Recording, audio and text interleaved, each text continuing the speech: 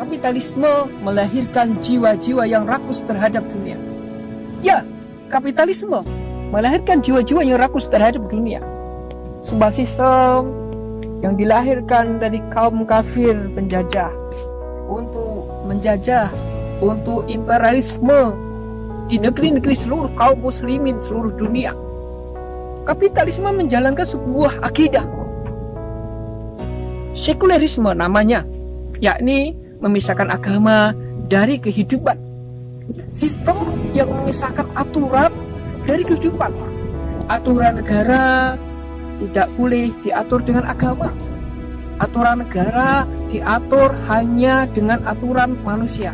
Jadi di sini sekulerisme itu mengatur bahwa segalanya diatur oleh manusia.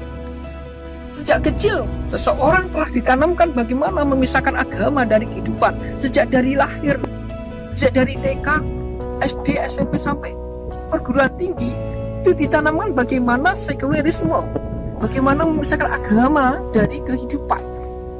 Jadi seseorang itu yang terpikir bagaimana bisa hidup di dunia, bagaimana memikirkan materi dan materi.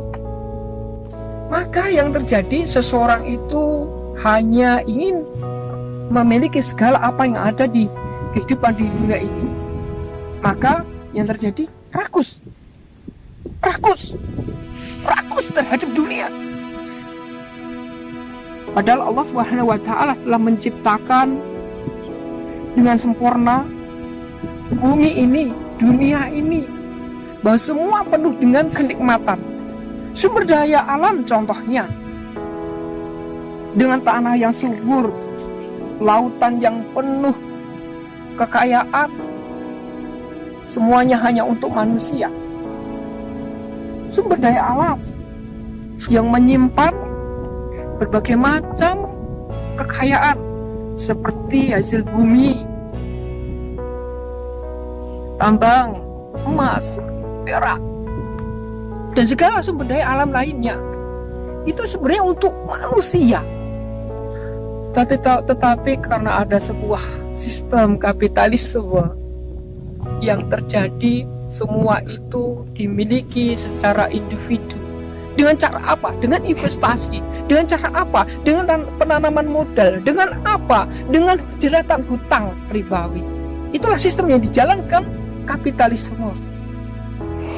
Maka yang terjadi di dunia ini adalah kesengsaraan, bukan kesejahteraan.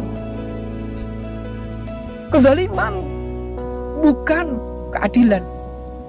Seperti mana yang kita lihat saat ini, bagaimana rakyat merasakan kesengsaraan, bagaimana rakyat tidak merasakan keadilan. Itu semua buah dari kapitalisme.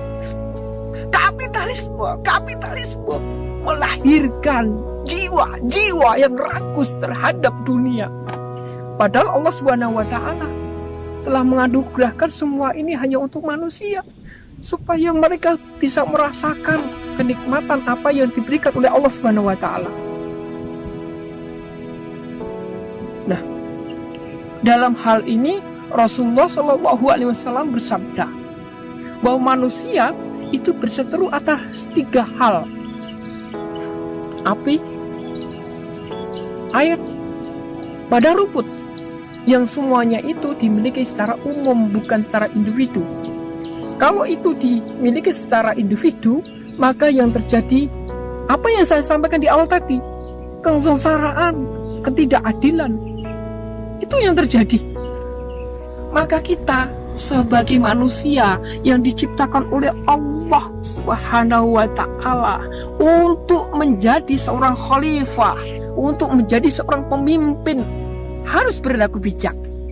Jangan sampai kita memanfaatkan segala hal itu untuk diri kita sendiri, tapi kita itu bermanfaat untuk yang lain. Segalanya jangan dimiliki sendiri. Maka seorang pemimpin harus bijak. Bagaimana memanfaatkan sumber daya alam ini, mengelola semuanya untuk seluruh umat manusia, bahkan seluruh makhluk hidup yang ada di dunia ini. Oleh karena itu, seorang khalifah sepatutnya lah menerapkan aturan yang datang dari Sang Khalik, yang berupa Al-Quran, As-Sunnah, ijtima sahabat, dan kias. Itulah sumber hukum yang untuk mengatur sumber daya alam yang ada di dunia ini. Nah, dengan aturan itu maka akan menciptakan sebuah keadilan, maka akan menciptakan sebuah kesejahteraan, dan tentunya kapitalisme akan tersingkir sendiri. Mereka akan menghilang dari bumi ini dengan adanya sistem aturan yang datang dari Allah Subhanahu wa Ta'ala. Semoga kita sebagai seorang khalifah bisa menjalankan sistem ini dengan sebaik mungkin, yaitu dengan menerapkan aturan yang datang dari Allah Subhanahu wa Ta'ala. Wallahu a'lam bishawab.